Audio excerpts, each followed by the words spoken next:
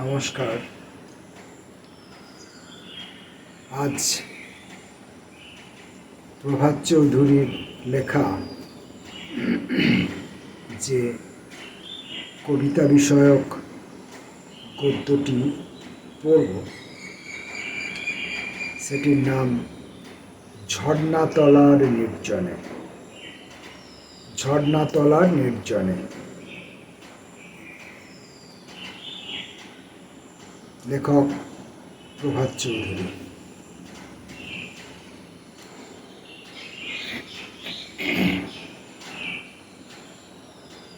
আমার জানতে ইচ্ছে করে দুটি বিষয়। প্রথমটি হলো, কোথায় সেই ঝর্ণাতলা যেখানে কবি রবীন্দ্রনাথ গিয়েছিলেন। এই গিয়েছিলেন ক্রিয়াপদটির অতীত রূপ থেকেই উঠে আসে দ্বিতীয় বিষয় কিংবা প্রশ্নটি। তাহলে কেন গিয়েছিলেন? নির্জন শব্দটিকে বিশেষণ এবং বিশেষ্য উভয়েরই প্রয়োগ করা যেতে পারে। রবীন্দ্রনাথ এখানে বিশেষ্য রূপেই ব্যবহার করেছিলেন নাকি বিশেষণ রূপে? নির্জন শব্দটির আভিধানিক অর্থ জনশূন্য, নিভৃত যখন বিশেষণ, বিশেষ্য হলে জনশূন্য স্থান।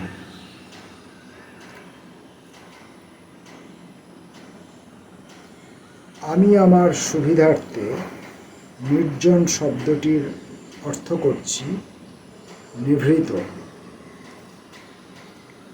কারণ এই নিভৃত শব্দটি অনেক বেশি রহস্যময়। এর অর্থগুলি লক্ষ্য করুন: অপ্রকাশিত, গুপ্ত, অন্তরালবর্তী, একান্ত, জনহীন, বিজন। এ থেকে শব্দটি অনেক বেশি প্রস্থে বেড়ে ওঠে।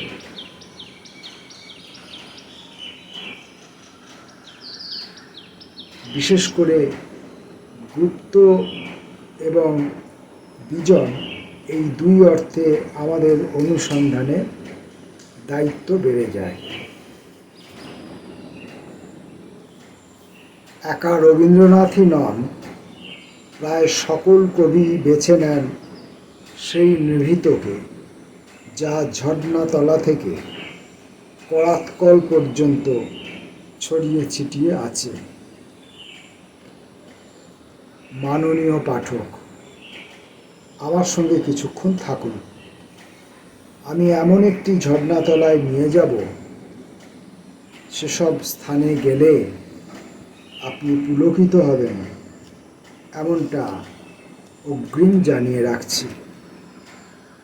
এবং সঙ্গে সঙ্গে চিহ্নিত করতে পারবেন সেই ঝর্ণাতলাকে, যেখানে রবীন্দ্রনাথের মাটির কলস ছাপিয়ে গিয়েছিলেন,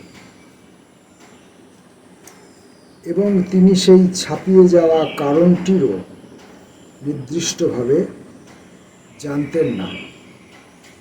কিন্তু আশ্চর্য, তিনি স্বেচ্ছায় গিয়েছিলেন সেই ঝর্ণাতলার নির্জনে। কেন গিয়েছিলেন? যেতে হয় বলেই গিয়েছিলেন। জীবনানন্দর ক্ষেত্রে এই নিভৃতির কোনো সীমা পরিসীমা নেই।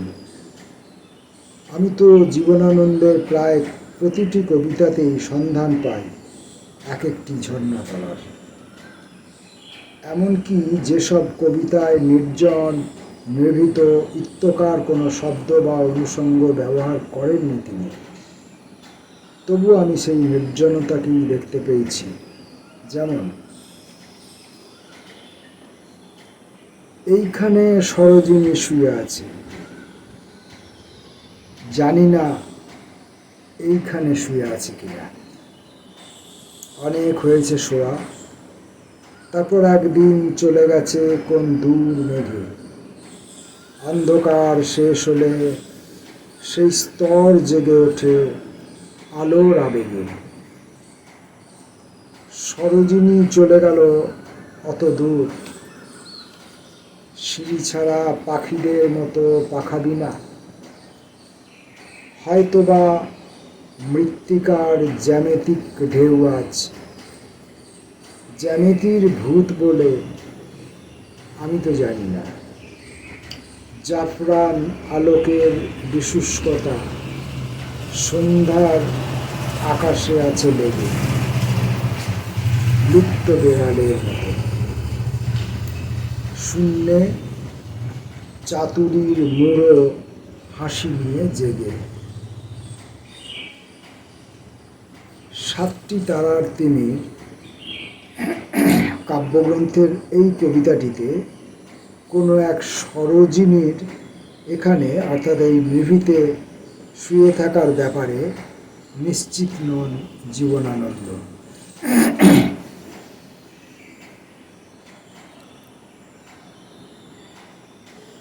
প্রথমে লিখলেন, এইখানে সরোজিনী শুয়ে আছে, লিখে একটি সেমিকোলন এবং ড্যাশ দিয়েই জানি না এই অমোঘ শব্দটি প্রয়োগ করলেন। এক দ্বিধা এবং দ্বন্দ্বর বিষয়টি আধুনিকতার ধর্ম।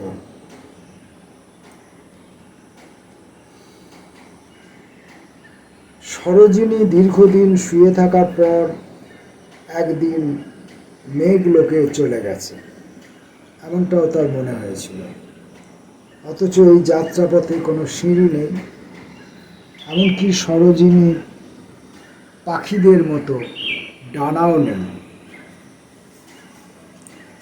এই সহজ যুক্তিটিকে তিনি অস্বীকার করেননি। তারপরে আরও রহস্যলোক, যেখানে সন্ধান পাচ্ছি জাফরান রঙের আলোকের, লুপ্ত বেড়ালের এবং শূন্য চাতুরীর মূঢ় হাসির। এখানে প্রশ্ন উঠতে পারে, আমি এই কবিতাটিতে কিভাবে নির্জন পেলাম? এর সহজতম উত্তরটি হলো, সরোজিনীর শুয়ে থাকাটিই আমার কাছে কাঙ্ক্ষিত নিভৃতে।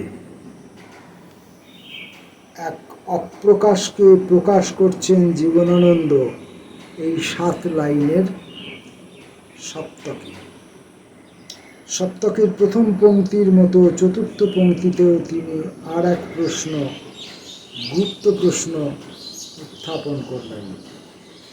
সিঁড়ি কিংবা ডানা ছাড়া এত দূর যাওয়া সম্ভব কিনা, এই প্রশ্নটি তিনি নিজেকেই করেছেন। এর কোনো সুস্পষ্ট উত্তর তিনি দেননি, দেওয়া আবশ্যক ছিল না বলেই। একটা ইঙ্গিত আছে যা মাটির, মৃত্তিকার জ্যামিতিক ঢেউ। হয়তোবা মাটির নিচে সরোজিনীর শুয়ে থাকার কথাই বলা হয়েছে। আমার মনে হয়েছে জীবনানন্দ ঝর্ণাতলার নির্জনে বসেই সন্ধান পেয়েছিলেন সরোজিনীকে, তার শুয়ে থাকাকে, কিংবা দূর মেঘে চলে যাওয়াকেও। এবার যদি মহাপৃথিবীর আদিম দেবতারা কবিতাটির তৃতীয় স্তবকে চলে যাই, তাহলে সন্ধান পাব এক নির্জন নীলাভ দ্বীপের। মহাপৃথিবীর কাব্যগ্রন্থের আদিম দেবতারা এই কবিতাটির তৃতীয় স্তবকে। তোমার মুখের রূপ যেন রক্ত নয়, মাংস নয়, কামনা নয়, নিশীথ দেওদারু দ্বীপ, কোনো দূর নির্জন নীলাভ দ্বীপ। এখানেও আমি সরোজিনীর দেখা পাই। রক্ত মাংস কামনাহীন সরোজিনী, যে শুয়েছিল 7টি তারার তিমিরে, সেই যেন উঠে এসেছে নির্জন নীলাভ দ্বীপে। এখানে আবার সরাসরি নির্জন। বিজন এই দ্বীপটি কি আমাদের পরিচিত? আমি সম্প্রতি মাইথন গিয়েছিলাম। সেখানে এই ধরনের কয়েকটি জলবেষ্টিত পাহাড় দেখেছিলাম, যাকে আমি দ্বীপ রূপেই চিহ্নিত করেছি। তবে তার রং নীলাভ নয়, সবুজ, গাঢ় সবুজ। জঙ্গলময় জনশূন্য সেই দ্বীপগুলো হয়তোবা দারুচিনি দ্বীপ, দেওদারু দ্বীপ। একজন পাঠক তার পরিচিত জগতে দেখতে চান কবির জগৎকে। আমিও সেই রকমই দেখতে চাই। রহস্যের সন্ধান দেওয়া কবির একটি কাজ, আর কবি সেই রহস্যের সন্ধান পান কোনো এক ঝর্ণাতলার নির্জনে। নির্জনতার সন্ধান আমরা প্রত্যেকেই করি, তবে সমাজ সংসার চ্যুত নির্জনতায় মানুষ বেশিক্ষণ থাকতে পারে না। সকলের মধ্যে, সমাজের মধ্যে, সংসারের মধ্যে, মানুষের মধ্যে থেকেই যদি একটি নিভৃতি পাওয়া যায়, একটি নির্জন জায়গা পাওয়া যায়, তাহলে সেখানে বসে নিজের মনের চিন্তাকে বিস্তৃত করা যায়, নিজের ইচ্ছা মতো কাজকর্ম করা যায়, স্বপ্ন দেখা যায় এবং ইত্যাদি। কিন্তু যদি একদম নিছক নির্জনে বা নিভৃতিতে আমরা চলে যাই, যেখানে জনমানুষ নেই, সেরকম জায়গা হয়তো এখন বর্তমান পৃথিবীতে খুঁজে পাওয়া হয়তো দুষ্কর হবে, অথবা হয়তো আছেও। বিপুলায় পৃথিবী কতটুকু আমি জানি। আমি যে পাড়ায় থাকি, সে পাড়াটাই সম্পূর্ণটা আমার দেখে ওঠা হয়ে ওঠে।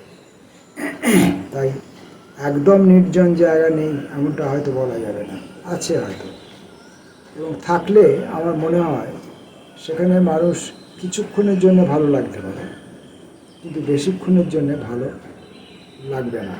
এমনকি যে চিন্তার জন্যে, যে মানুষ মনের চর্চার জন্যে, যে স্বপ্ন চর্চার জন্যে, যে গল্প চর্চার জন্য তিনি, বা যে আত্মানুসন্ধানের জন্য যে নির্জনতার তিনি সন্ধান করছেন, যে নিভৃতির তিনি সন্ধান করছেন, সেটাও হয়তো আর করা সম্ভব হবে না, সেটাও হয়তো সেখানে আর পাওয়া সম্ভব হবে না বলে আমার মনে হচ্ছে। জানি না,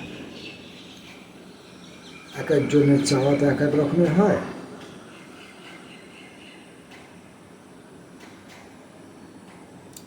তাহলে এই ঝর্ণাতলার নির্জনে প্রসঙ্গে, ঝর্ণাতলার নির্জনটি কেমন সেটি খুঁজতে গিয়ে, ঝর্ণাতলায় না গিয়ে রবীন্দ্রনাথ জীবনানন্দের ভেতর থেকে, তার লেখার ভেতর থেকে নির্জনতাকে, নিভৃতিকে খুঁজে বার করলেন। এবার দেখি দ্বিতীয় অংশে তিনি কি বলছেন। জীবনানন্দের মতোই আলোক সরকারের কবিতায় সর্বত্র সন্ধান পায় সেই নির্জনের। কখনো তা প্রত্যক্ষ নির্জন, কখনো বা পরোক্ষ।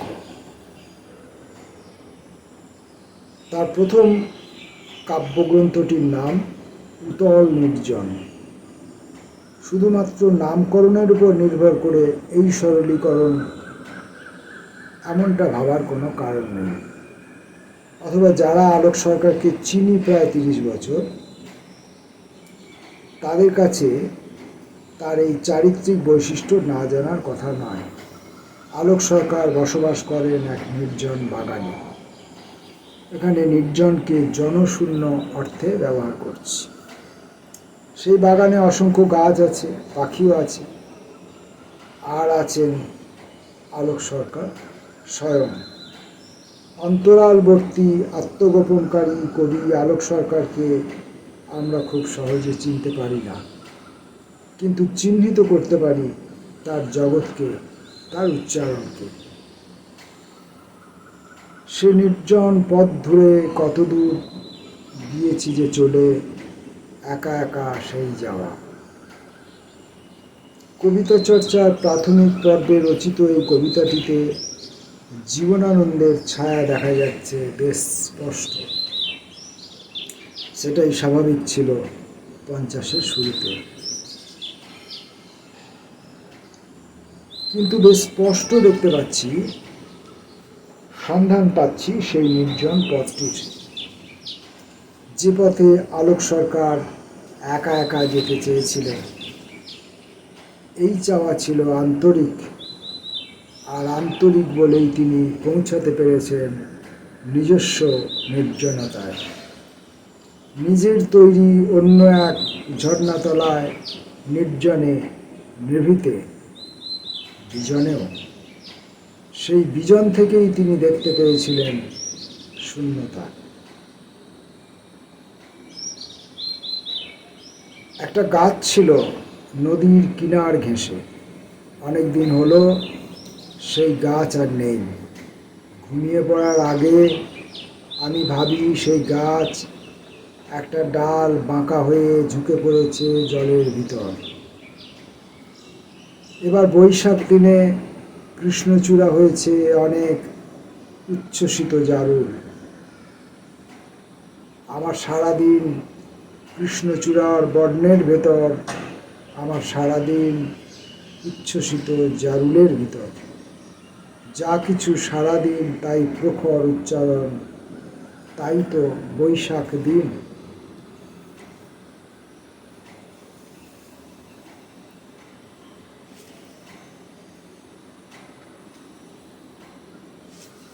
মাননীয় পাঠক, আপনি কি আলোক সরকারের ঝর্ণাতলাটি দেখতে পাচ্ছেন? দেখতে না পাওয়ার কোনো কারণ নেই, যদিও রচিত দৃশ্যটি এক নদী তীরের একটি গাছের কথা লিপিবদ্ধ করেছেন আলোক সরকার, যে গাছটি আবার অতীত গাছ। দূর অতীতে নদীর কিনার ঘেঁষে যে গাছটি ছিল, অনেকদিন আগে থেকেই সেই গাছটি আর ওখানে নেই। তবুও গাছটি আছে, তীব্রভাবেই গাছটির উপস্থিতি লক্ষ্য করা যায়। ঘুমিয়ে পড়ার আগে, অর্থাৎ ঘুমিয়ে পড়বার পর নয়, ঘুমের প্রস্তুতি পর্বে, সহজ অর্থে রাত্রির দ্বিতীয় কিংবা তৃতীয় প্রহরে আলোক সরকার কখন ঘুমোতে যান, তিনি সেই গাছটির কথা ভাবেন, যে গাছটি নদীর কিনার ঘেঁষে ছিল। অনেকদিন আগে নদী জল এবং ভূমিক্ষয়জনিত কারণে হয়তোবা গাছটি সরে যেতে বা চলে যেতে হয়েছে তার নিজস্ব ভূমি থেকে।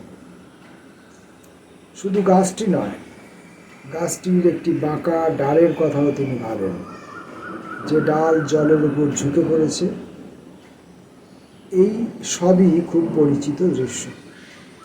যে কেউ নদী তীর ধরে গেলে এরকম অসংখ্য গাছ দেখতে পাবেন, যেসব গাছের একটা না একটা ডাল অবশ্যই বাঁকা।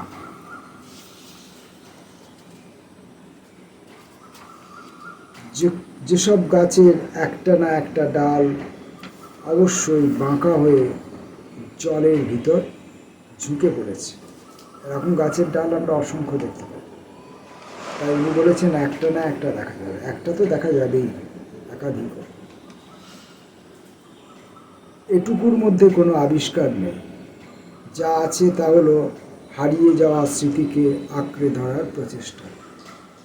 চতুর্থ পংক্তিতে এসে পড়ছি বর্তমানকালে এবং এক বৈশাখ দিনে। বৈশাখ মাসের যে কোনো একটি দিনের ভেতর প্রবেশ করার পর তিনি দেখলেন অনেক কৃষ্ণচূড়া এবং জারুল। জারুল এবং কৃষ্ণচূড়া আলোক সরকারের খুবই প্রিয় ফুল। ফুল কেন, প্রিয় অনুষঙ্গ। ফুলকে আমি ফুল রূপে দেখি না, দেখি ফুলের অনুষঙ্গটিকে। ফুল শুকিয়ে যায় তাই ক্ষণজীবী, কিন্তু ফুলের অনুষঙ্গ কখনো শুকিয়ে যায় না, তাই অমর। আলোক সরকার এই বৈশাখ দিনটির অবস্থান কৃষ্ণচূড়ার বর্ণের ভিতর এবং জারুলের উচ্ছ্বাসের ভিতর। এখানে এসে তিনি কৃষ্ণচূড়া এবং জারুলের ঝুঁকে পড়া কোনো ডালকে দেখলেন না, দেখতে চাইলেন না। তিনি চিনিয়ে দিলেন তার অবস্থানকে। কৃষ্ণচূড়ার ক্ষেত্রে তিনি রঙের প্রসঙ্গ আনলেন, কিন্তু জারুলের প্রসঙ্গে কোনো রং নয়। জারুলের উচ্ছ্বাসকেই প্রাধান্য দেবেন, নাকি জারুলের রঙকে আলোক সরকার দেখলেন উচ্ছ্বাস রূপে? একটা ফুলের রং না গন্ধ, আমরা কার কাছে যাই? এর প্রকৃত উত্তর আমার জানা নেই। আর সেই ফুল যদি গন্ধহীন হয় তাহলে তো রঙের কাছেই যেতে হয়। এক্ষেত্রে কৃষ্ণচূড়ার বর্ণের ভিতর আলোক সরকারের অবস্থান সম্পর্কে কোনো প্রশ্ন ওঠে না, উঠতে পারে না। তবে একটা সন্দেহের সূত্রপাত হয় সারাদিন শব্দটির ভিতর। একটা রঙের সঙ্গে কতক্ষণ সহবাস সম্ভব? একজন নারীর সঙ্গেই বা কতটা প্রিয় নারীর সঙ্গে? কৃষ্ণচূড়া প্রসঙ্গে রং আসে, আর রং প্রসঙ্গে কেন নারী আসবে? এখানে তো কোনো নারী নেই, নারী থাকার কথাও নয়। আছে বৈশাখ দিন, আছে জারুলের উচ্ছ্বাস। জারুল আমাদের খুব একটা পরিচিত গাছ নয়। কবি শিল্পী শ্যামলবরণ সাহা আমাকে আলোক সরকারের জারুল প্রীতির কথা শুনিয়েছিল। সেসব অন্য গল্প। উদ্ধৃতির সপ্তম পংক্তিতে পৌঁছে আলোক সরকার হয়ে উঠলেন কবি আলোক সরকার।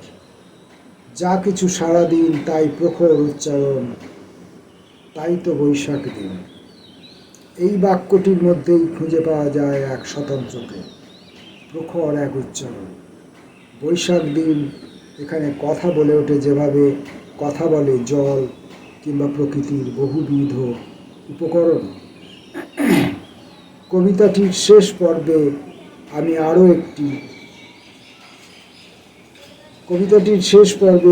আরও একটি প্রগাঢ় ঘোষণা করেন। এবার বৈশাখ দিনে কৃষ্ণচূড়া হয়েছে অনেক উচ্ছ্বসিত জারুল। আস্তে আস্তে রোপণ করি ঠিক তার মাঝখানে স্বচ্ছ নির্মেঘ শূন্যতা। একটা গাছ ছিল নদীর কিনার ঘেঁষে, সেই গাছ আর নেই। এখানে কবি আলোক সরকার স্বচ্ছ নির্মেঘ শূন্যতাকে রোপণ করার কথা বললেন। এই শূন্য গাছটির না থাকা জনিত শূন্যতা। যে গাছ নদীর কিনার ঘেঁষেছিল এখন নেই। এখন নেই তো কি হয়েছে? এই না থাকাটিকে কবি পছন্দ করবেন কেন?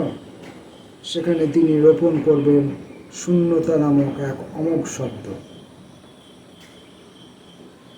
এই শূন্যতার আবার দুটি বিশেষণ, স্বচ্ছ, নির্মেঘ।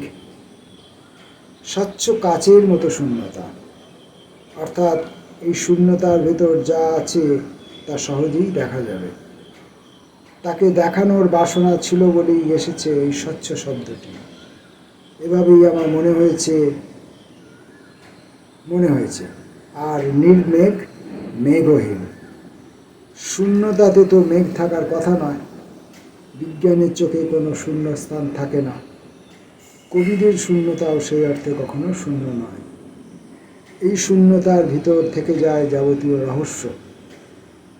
আর এই রহস্য ফেলে যাওয়ার জন্য তার প্রয়োজন নিভৃতে নির্জন সেই ঝর্ণাতলা, যেখানে বসে দেখা যাবে গাছটির না থাকা।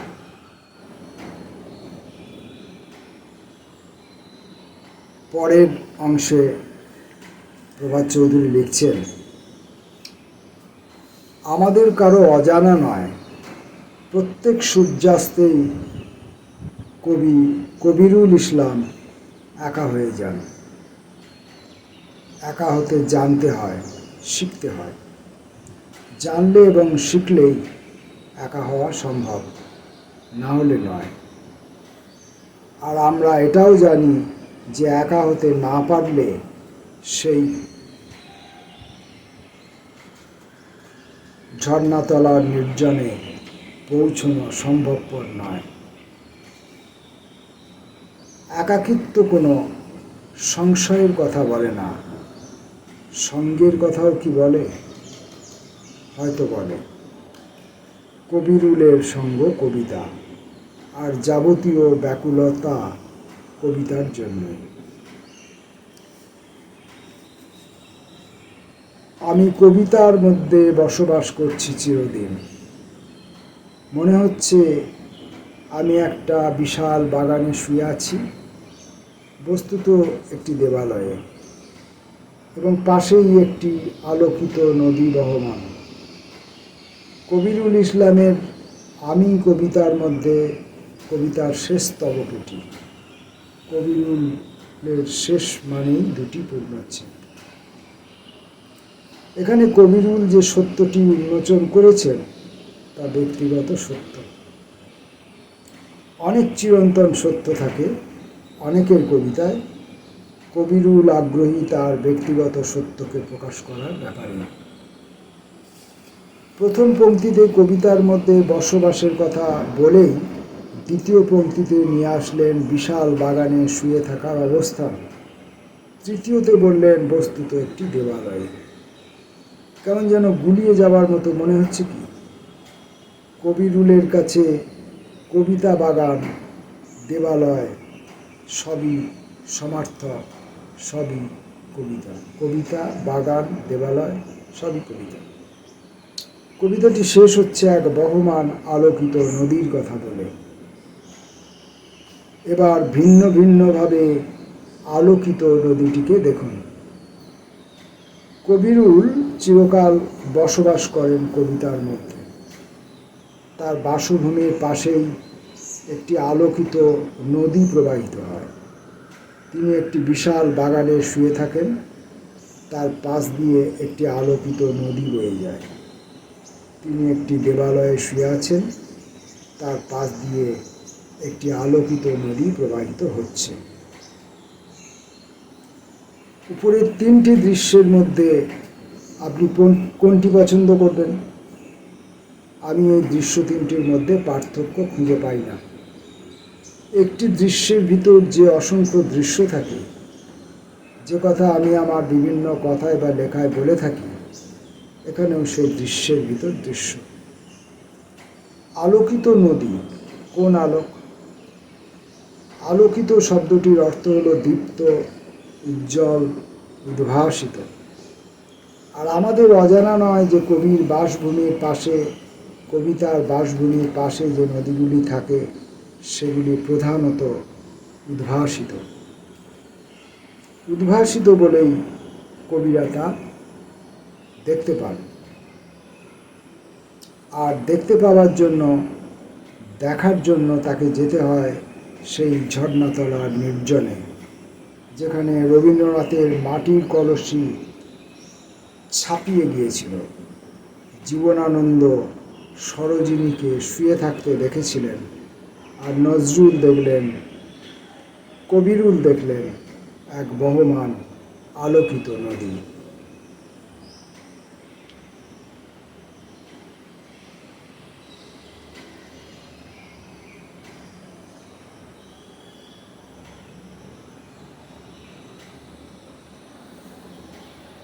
এক একটা অংশে এক একজন কবিকে ধরে প্রত্যেকের ভেতর এই ঝর্ণাতলা, এই নির্জন, এই নিভৃতি কোথায় আছে সেইটার খোঁজ করছেন প্রভাত চৌধুরী। তবে আমরা এতদূর পর্যন্ত প্রভাত চৌধুরীর যা এই গদ্যগুলি পড়ে যেটুকু দেখলাম, তাতে আমরা দেখলাম যে প্রভাত চৌধুরীর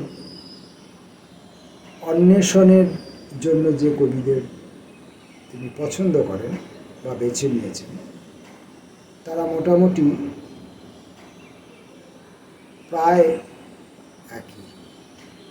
কোথাও আলোক সরকার, কোথাও অলোক রঞ্জন, কোথাও জীবনানন্দ, কবিউল, পূর্ণবেন্দু,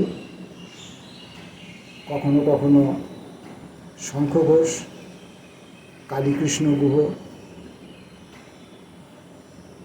আর সুব্রত চক্রবর্তী, ইতস্তত আরও দু একজন। এদের কবিতার ভেতর থেকেই তিনি তাঁর অন্বেষণের কাজটি সারেন। মনে রাখতে হবে, প্রভাত চৌধুরী সেই সময় বাংলার কয়েক লক্ষ কবিকে সঙ্গে নিয়ে পদচারণা করছেন।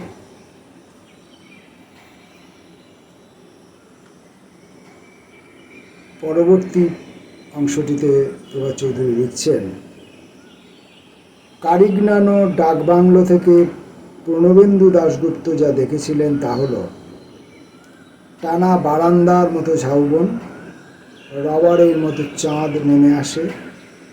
এখানে আমার কোনো সঙ্গী নেই, আছে টেলিফোন, বুনো কুকুরের দল উঠে আসে ঘরের ফরাসে। এখানে একটি কথা প্রণবেন্দু সুস্পষ্টভাবে বলেছেন, এই ডাকবাংলোয় তার কোনো সঙ্গী ছিল না, অর্থাৎ তিনি সঙ্গীহীন ছিলেন। এই সঙ্গহীনতাই তো নির্জন।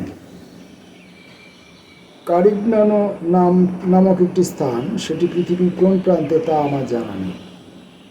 বিদেশে কিংবা স্বদেশে যেখানেই হোক, সেখানে একটি ডাক বাংলো আছে। আমরা যারা বিভিন্ন ডাক বাংলোয় থাকতে পছন্দ করি, থাকতেও হয় ব্যক্তিগত স্বাধীনতার জন্যে, তাদের অজানা নয় ডাক বাংলোগুলি কি ভীষণ নির্জন। কাছেই কারিগনানোয় অবস্থিত বাংলোটিও নিশ্চয় নির্জন ছিল। এই প্রসঙ্গে আরও একটি তথ্য পরিবেশন করা যায়। ডাক বাংলোটি হয়তো বনো বাংলো, জঙ্গলের ভিতর।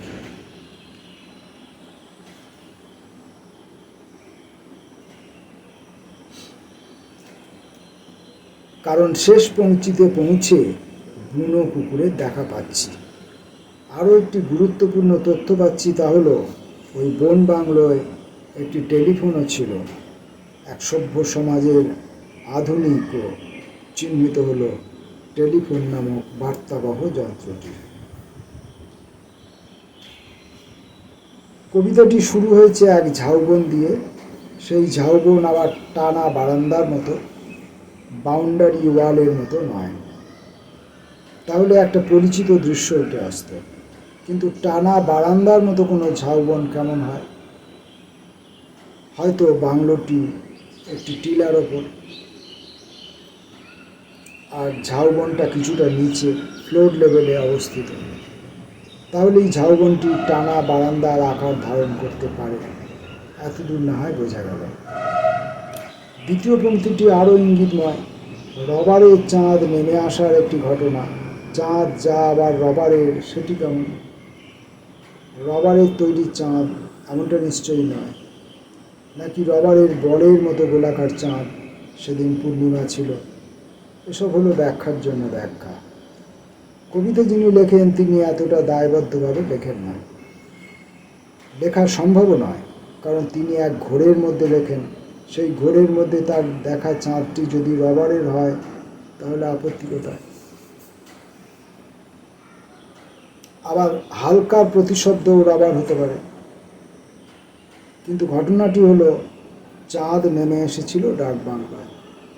নিঃসঙ্গ প্রণবেন্দুকে সঙ্গ দিতেই কি নেমেছিল চাঁদ? সঙ্গহীনতার কথা আগেই বলেছি, টেলিফোন থাকার কথা। কিন্তু শেষ পংক্তিতে বুনো কুকুরের দল উঠে আসে ঘরের ফরাসে, উল্লেখটি আমার কাছে খুব একটা আকস্মিক মনে হয়নি, অপ্রত্যাশিতও মনে হয়নি। এখানেই কবি প্রণবেন্দু দাশগুপ্তের বিশিষ্টতা। তিনি নিঃসঙ্গতাকে ভেঙে দিতে জানেন, এবং তা ভাঙার জন্য কোনো স্বজন বান্ধবের ডাক পড়েনি, কোনো পাক পাখালিও আমন্ত্রিত হয়নি। উপস্থিত হয়েছে একদল বুনো কুকুর। হিংস্রতা এবং ক্রূরতা মিশে আছে এই বুনো কুকুরের অনুষঙ্গে। ডাক বাংলোর নিরাপত্তা এক ফুৎকারে উড়ে যায় বুক হিম হয়ে ওঠে। ঝর্ণাতলার নির্জন ভয়ঙ্কর হয়ে ওঠে এক ভিন্ন চেতনা, যা অনেক বেশি আধুনিক, প্রায় পোস্টমডার্ন দৃষ্টিভঙ্গির মতো। তা সত্ত্বেও আমরা অস্বীকার করতে পারি না, আমাদের কাঙ্ক্ষিত ঝর্ণাতলায় পূর্ণবিন্দু গিয়েছিলেন এবং সেখানে তাঁর চোখ দিয়ে তিনি যা দেখেছিলেন তা জানাতে আদৌ কুণ্ঠিত হননি তিনি। তবে আমার মনে হয় তিনি প্রথমে নিঃসঙ্গ ছিলেন এবং সঙ্গে একটি টেলিফোন ছিল, এবং সেই টেলিফোনটি ওই রাবারের চাঁদটিকে ডেকে এনেছিল, এবং রাবারের চাঁদ যখন তার কাছে এলো তখন আর তিনি নিঃসঙ্গ রইলেন না। যখনই তিনি আর নিঃসঙ্গ রইলেন না, চাঁদের সঙ্গে তিনি সঙ্গ লাভ করছেন, সেই সময়ে অনিবার্যভাবেই এই বুনো কুকুরের দল এসে পড়ে। এটি খুবই একটি বাস্তব, জাগতিক, স্থূল বিষয়, স্থূল ঘটনা। তিনি এটিকে এমন একটি মোড়কের আড়ালে লিখেছেন যে সেটাকে অন্য কিছু মনে হতেই পারে। যেমন আমার এই রূঢ় বাস্তবতার কথাটি মনে হলো, কারণ এইসব অনেক কবিদের যারা এই নির্জনতা উপভোগ করতে যান, তাদের জীবনের অনেক অভিজ্ঞতার কথা ইতিউতি যা শুনতে পেয়েছি, তা থেকে এই চাঁদের সঙ্গলাভ এবং ক্রমে ক্রমে সেখানে হিংস্র কুকুরের দলের উপস্থিতি অস্বাভাবিক কিছু নয়। আলোচনার পরবর্তী অংশে কবি প্রভাত চৌধুরী কালীকৃষ্ণকে সঙ্গে নিয়ে প্রবেশ করছেন। কবি কালীকৃষ্ণ গুহ কবিতায় বিষাদ এবং রহস্যময়তার দুটি প্রবাহ পাশাপাশি চলে। তিনি এক নিঃসঙ্গ মানুষের কথা লিখেছেন যে অনেক বেশি সমকালের, আমাদের অনেক বেশি পরিচিত। কালীকৃষ্ণ তার নির্দিষ্ট ঝর্ণাতলাটিতে চেনাতে চাননি, তবু আমাদের চিনে নিতে অসুবিধা হচ্ছে না আদৌ। কালীকৃষ্ণ লিখেছেন, নিঃসঙ্গ মানুষ চেয়ার পেতে আকাশের নিচে বসে থাকে। নিঃসঙ্গ মানুষ অবচেতনার ভেতর থেকে লক্ষ্য করে তার নিজের হাতে গড়ে তোলা সম্পদ এবং ক্লান্ত অতীতকাল নক্ষত্রলোকের সঙ্গে মিশে যাচ্ছে। নিঃসঙ্গ মানুষ ঘুমোয় এবং জেগে থাকে, আর কখনো কখনো ঈশ্বর, বিবাহ ও চৈত্র মাস বিষয়ে কথা বলে। নিঃসঙ্গ মানুষ হাঁড়ির ভিতর থেকে নিজের হাতে ভাত তুলে নেয়, খায়, তারপর অজ্ঞাতসারেই কিছুটা মৃত্যুর দিকে ঝুঁকে পড়ে। কবিতাটিতে একজন নিঃসঙ্গ মানুষের বেশ কয়েকটি প্রবৃত্তির কথা বলা হয়েছে।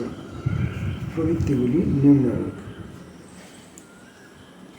সে চেয়ার পেতে আকাশের দিকে বসে থাকে।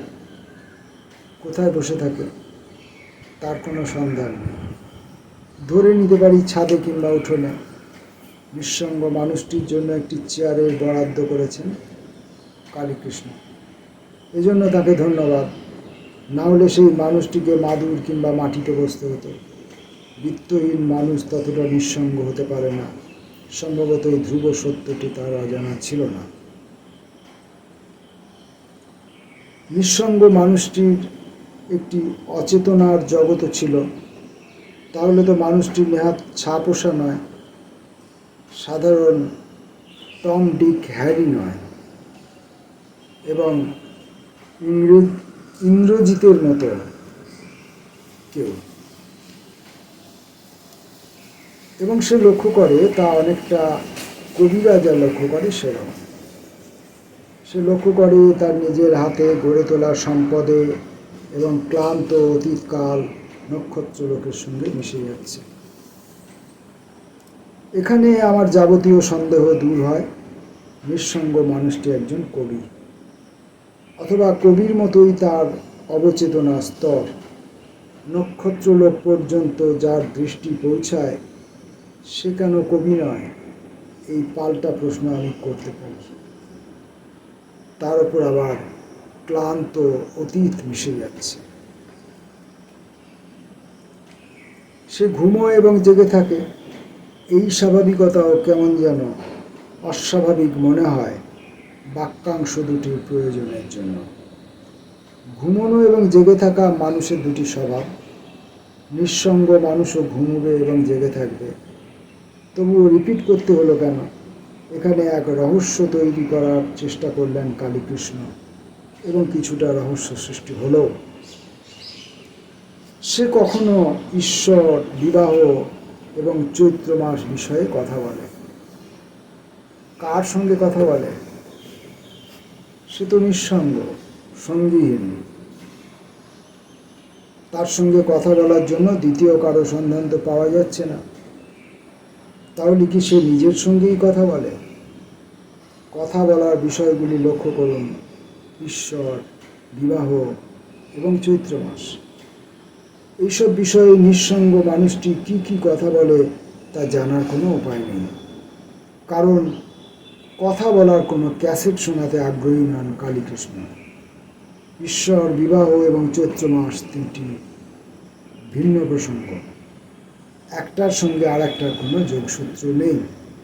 অথচ আমরা জানি এই তিনটি বিষয়ে বহু কথা বলা যায়, যা আমরা কখনো কখনো বলে থাকি, ভেবে থাকি একা একা। বলা এবং ভাবার সমার্থক নয়। দ্বিতীয় স্তবকে পৌঁছে কালীকৃষ্ণ দেখতে পেলেন মানুষটির খাবার দৃশ্য। সে হাঁড়ির ভেতর থেকে নিজের হাতে ভাত তুলে নিয়ে খায়। হাঁড়ি কেন? ডেকচি কিংবা প্রেসার কুকার নয় কেন? মানুষটি হয়তো ততটা নাগরিক নয়, কোনো গ্রামের মানুষ হতে পারে। এবং খাবার পরেই সেই মানুষটি অজ্ঞাতসারে কিছুটা মৃত্যুর দিকে ঝুঁকে পড়ে। এক বিষাদ এসে দাঁড়ায়। কালীকৃষ্ণর নিঃসঙ্গতা মৃত্যুতেই শেষ হবার কথা। কোথায় সেই ঝর্ণাতলা যেখান থেকে কালীকৃষ্ণ দেখেছিলেন এই নিঃসঙ্গ মানুষটিকে? আরও একটু মনোযোগ দিয়ে লক্ষ্য করুন, ঠিক সন্ধান পেয়ে যাবেন সেই ঝর্ণাতলার। কালীকৃষ্ণর অবচেতনার স্তরে সেই ঝর্ণাতলাটির অবস্থান। এমনটাই আমার মনে হয়। আপনি কি সহমত পোষণ করছেন?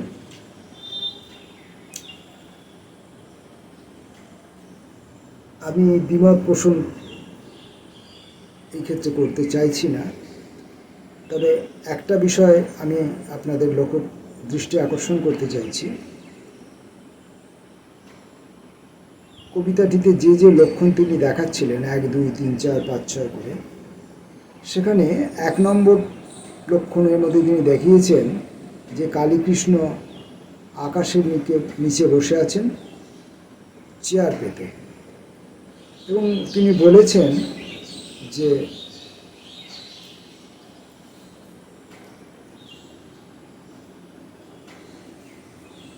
নিঃসঙ্গ মানুষটির জন্য সে একটি চেয়ার পেতে রেখেছে, সেজন্য তিনি কবিকে ধন্যবাদ জ্ঞাপন করেছেন। আবার শেষে আমি এসে দেখলাম যে মানুষটি ভাত থেকে হাঁড়ি থেকে ভাত তুলে খাচ্ছেন বলে তাকে নাগরিক নয় বলে তিনি সিদ্ধান্ত নিচ্ছেন। ডেচকি বা প্রেসার কুকার হলে তিনি নাগরিক হলেন, এবং এই নাগরিক নয় বলে তিনি অনুমান করছেন যে মানুষটি হয়তো গ্রামের মানুষ হতে পারে। এখানে আমি দ্বিমত পোষণ করছি। গ্রাম শহর সর্বত্রই হাঁড়ি থেকে ভাত নিয়ে খাওয়ার রীতি এখনও প্রচলিত আছে। চলছে এখন এই সময় পর্যন্ত। প্রেসার কুকারটা ব্যবহার করা হয় সময় বাঁচানোর জন্য, আর ডেচকি সাধারণত ব্যবহার করা হয় বড় ডেচকি, যেখানে ওই বিশেষত ক্যাটারার যারা তারা রান্না বান্না করে, তারা হাঁড়িতে করে না, ডেচকিতে রান্না করে। কিন্তু ঘরোয়া গৃহস্থের রান্নাতে হাঁড়ি ব্যবহার হয়। সেটা শহর গ্রাম বলে কোনো পার্থক্য আছে বলে এখনো পর্যন্ত আমার জানা নেই।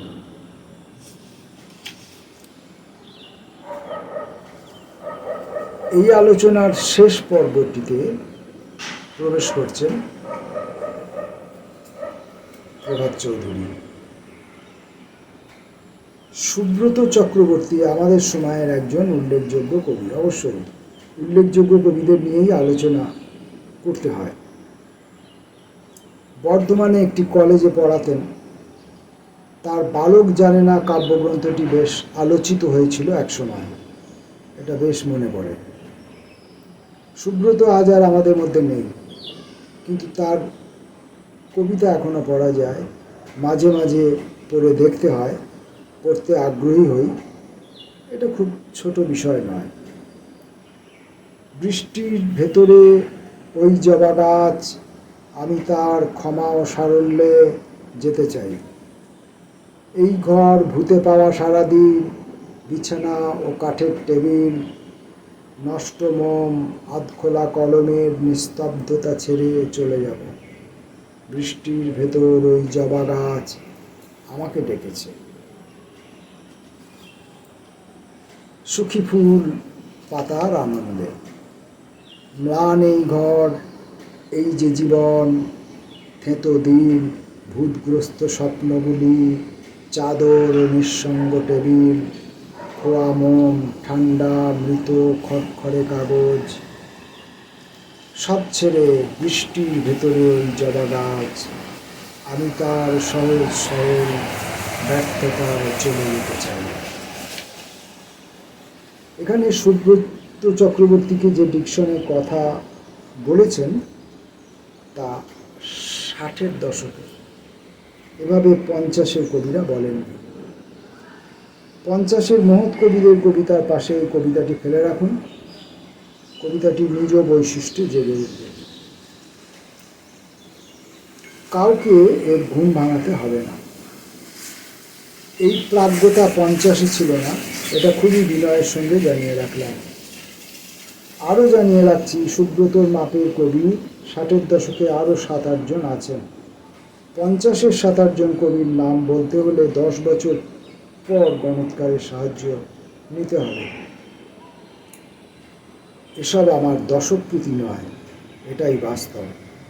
50-এর ডামাডোল ঢক্কা নিনাদ ক্রমশ দূরে সরে যাচ্ছে।